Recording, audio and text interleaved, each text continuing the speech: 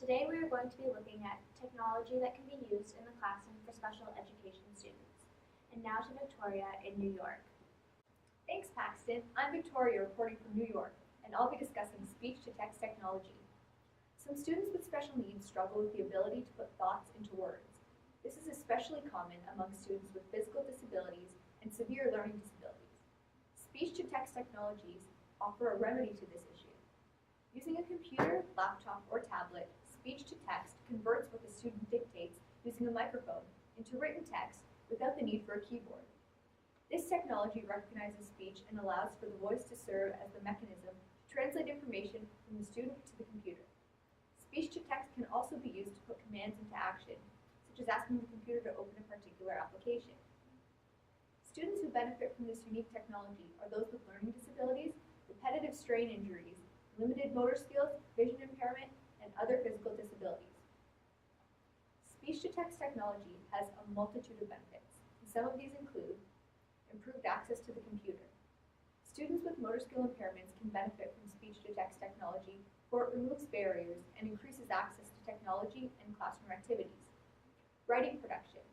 Speech-to-text helps to reduce the difficulties students may encounter in regards to the mechanics of writing, such as the inability to handwrite. Speech recognition enables students to dictate their thoughts without fear of the mechanics of writing. Increased independence. Students who require writing assistance do not need to rely on a transcriber. The student can complete his or her work more independently. Decreased anxiety. Speech-to-text allows students to complete activities without the fear of making mistakes and the negative emotions associated with this. Improvements in reading and writing abilities. Speech-to-text allows students with learning disabilities to become familiar with word recognition, which aids in reading and writing development. And finally, correcting errors. Students are required to check the accuracy of what they have spoken. This can help them discern between words that sound the same and can encourage reading development. Along with these benefits come some struggles. So the struggles related to speech-to-text technologies include students must be trained to use this technology, which could present challenges for those with learning disabilities. Speech-to-text programs do not always have the ability to recognize voices of young children, causing them to have to adjust their speaking to be able to use this technological aid. Students must learn the difference between speaking to write and conversational speech. Younger students may find this challenging, which can therefore limit the audience who can access speech-to-text technology. This technology must be used in conjunction with writing strategies, brainstorming, and organization. Speech-to-text programs also require the need for error correction and monitoring of misrecognized words. Students must correct errors themselves, or else they will remain unrecognized. Speech-to-text technologies can be of great value in the classroom. Specifically, they can provide a great deal of assistance in literacy. These technologies can be used across all grade levels. There are many softwares and apps which can be downloaded that provide assistance. These include Kurzweil, Dragon Dictation, Speech Notes, and Duolingo. This technology is also built into many Apple, Google, and Microsoft devices. Speech-to-text technology is a common accommodation included in IEPs and is allowed for EQAO testing. Now I will demonstrate how this technology works on an Apple device. Siri is a program found on iPhones and iPads. First, ensure that Siri is enabled in your settings. Then, hold down the home button until you see a page reading, "What can I help you with?" After this happens, give your command.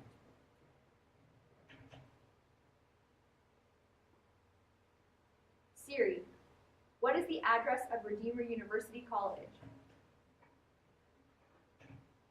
The street address for Redeemer University College is 777 Gardner Road East. Thank you. Thanks, Victoria, for that information on text-to-speech technology and its uses in the classroom. Now we're going to go to Melissa in Vancouver. Thanks, Paxton. I'm Melissa DeVries reporting from Vancouver. There have been some exciting developments in the world of technology for teaching special education. One thing that technology is very useful for is personalizing educational strategies. Some of the tools I'm going to talk about can help students with differentiated learning needs gain an understanding of class content through a mode that uses their own learning preferences. Firstly, there are tools that simply reorganize the tool so that students with physical disabilities can access them.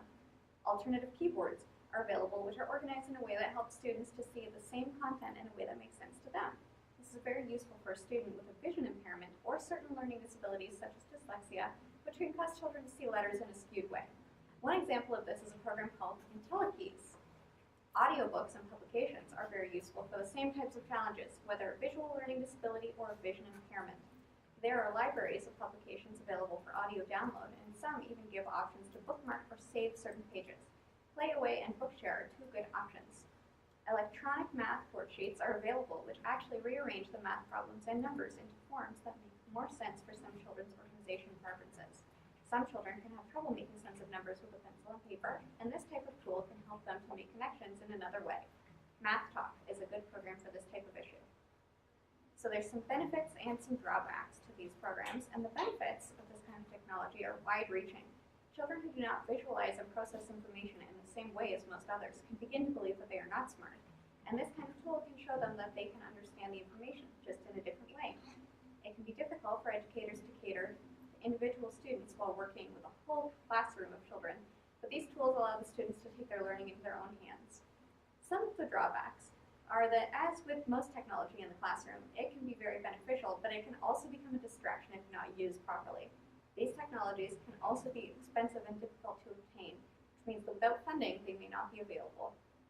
Back to you, Paxton. Thank you, Melissa, for sharing about assistive technologies in the classroom for learning disabilities. And now we're going to go to Christina in Ottawa. Christina, reporting from Ottawa.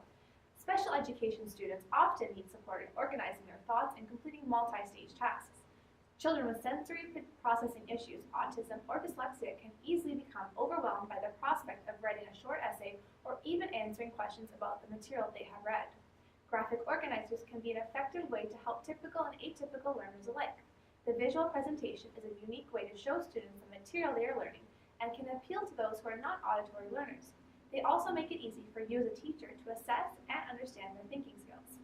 With that in mind, there are pros and cons to the usage of graphic organizers in the modern classroom.